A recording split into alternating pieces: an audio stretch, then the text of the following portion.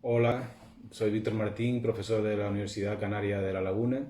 En este Día de la Cultura Nacional Cubana queremos felicitar al pueblo cubano que hoy celebra este día y queremos hacerlo con unas palabras que nombran a tres canarios reconocidos aquí y que además de su incidencia política en las luchas por la emancipación de Cuba y por la consecución del comunismo, también cubrieron diversas facetas culturales en la isla. Uno, Secundino Delgado, llega a Cuba en 1885, otro, José Cabrera Díaz, llega en 1900 y finalmente José Miguel Pérez llega en 1920. Los tres se ven también influenciados por la cultura cubana de liberación nacional y no cabe duda que lo aprendido allí en Cuba sirvió también para lo que luego desarrollan aquí en Canarias. Secundino Delgado, como muchos otros canarios, emigra a Cuba en 1885 y ahí en la isla caribeña va a sumarse a la causa de los independentistas cubanos, estableciendo contacto con sectores independentistas de corte anarquista, ¿no? Otro, José Cabrera Díaz, colaboró en distintos periódicos, en 1900 tuvo que emigrar a Cuba por sus actividades proletarias, escribe en diversos diarios de la isla y algunos de los periódicos más importantes del país, luego vuelve a Canarias y es condenado por la censura de la época, por diversos escritos, luego fue amnistiado, colaboró a la fundación de diferentes gremios o primeros sindicatos de la isla y en 1909 emigra a Cuba nuevamente. Interviene de manera directa en la vida cubana, colabora en periódicos muy importantes como La Discusión, redacta numerosos artículos en diversas facetas, tanto de sociología como de filosofía, como de literatura, política, etcétera, ¿no?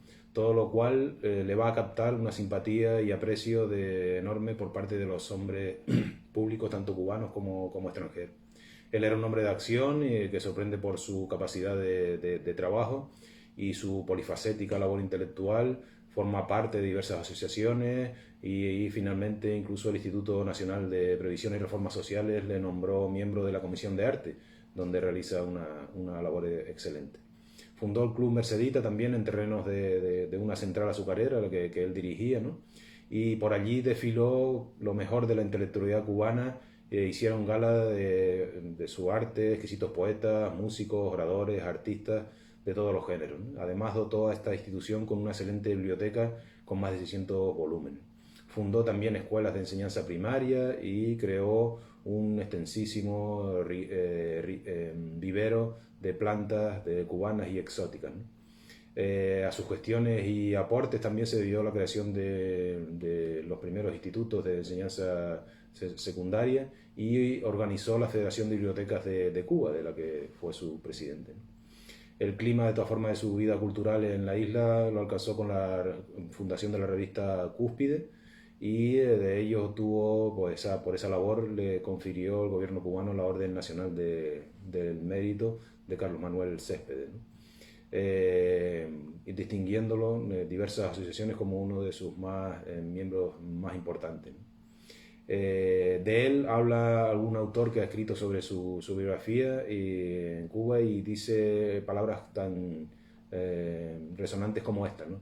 Dice, ejemplar raro de isleño que venga a Cuba como Cabrera, que ganado una abundancia en laborioso cargo de confianza, se dedique no a apilar fortuna, sino a crear centros de cultura, a mantener una revista, cátedra de excelente literatura abierta a todos los aspirantes de saber, ¿no?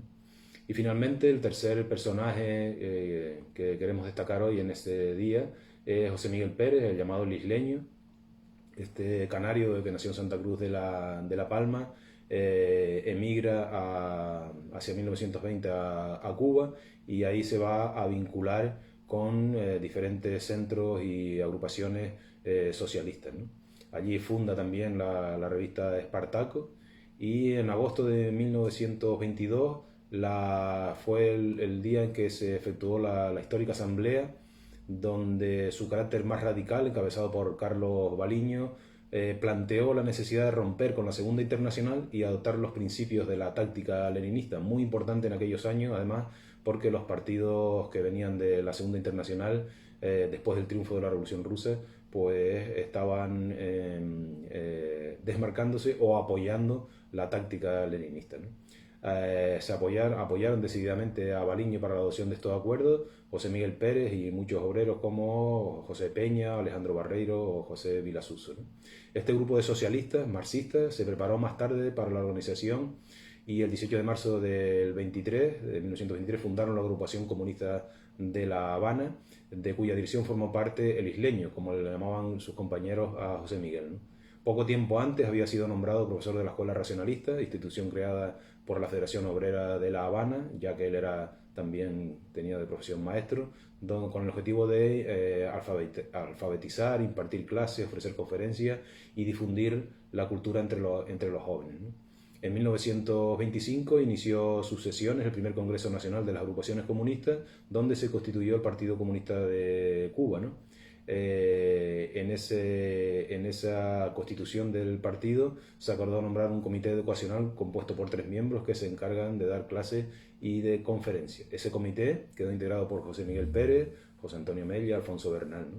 Y al elegirse el comité central del partido, el isleño ocupó el cargo de secretario general.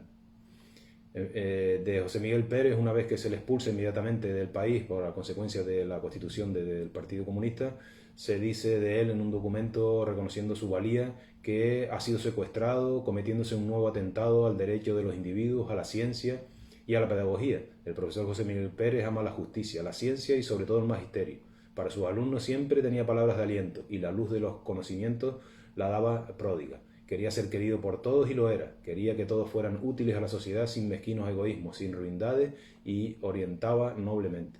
Por eso ahora, al ser violentamente arrancado de su hogar y de su escuela, sus alumnos protestamos, pues el atento va dirigido contra el hombre que piensa, contra la ciencia que emancipa, contra el padre enamorado de su hogar digno y contra el compañero de los oprimidos, ¿no?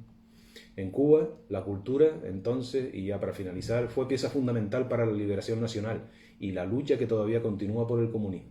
A ese desarrollo cultural contribuyeron estos canarios y esperamos también seguir contribuyendo en el futuro. Feliz y fructífero Día Nacional.